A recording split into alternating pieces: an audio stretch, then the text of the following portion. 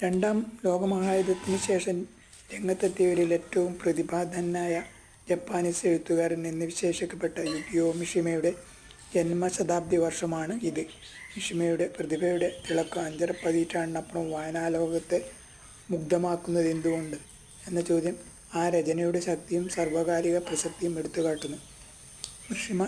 മിഷിമ-കൃതികളിൽ രചനാവൈഭവം, ദാർശനിക ഗരിമ, ചരിത്രപരവും സമകാലികവുമായ സംവാദാത്മകത തുടങ്ങിയ എല്ലാം കൊണ്ടും മാസ്റ്റർപീസ് എന്ന് ഗണിക്കപ്പെടുന്ന the temple of golden pavilion വായന മഹാനായ എഴുത്തുകാരനോടുള്ള ഒരു വായനക്കാരൻ്റെ അർച്ചനയാണ്.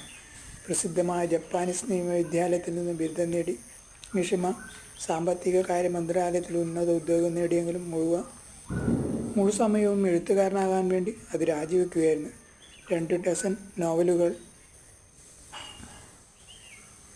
40-ലേറെ നാടകങ്ങൾ, 90-ലേറെ ചെറുകഥകൾ, കുറേയേറെ കവിതാസമാഹാരങ്ങൾ, യാത്രാവിവരണങ്ങൾ, ഗ്രന്ഥങ്ങൾ, 100-കണക്കിന് ലേഖനങ്ങൾ എന്നിങ്ങനെ അതിവിപുലമായ എഴുത്ത് ലോകത്തിൻ്റെ ഉടമ മിഷിമ ഒട്ടേറെ വിഖ്യാത പുരസ്കാരങ്ങൾ നേടുകയും 5 തവണയോളം നോബൽ പുരസ്കാരം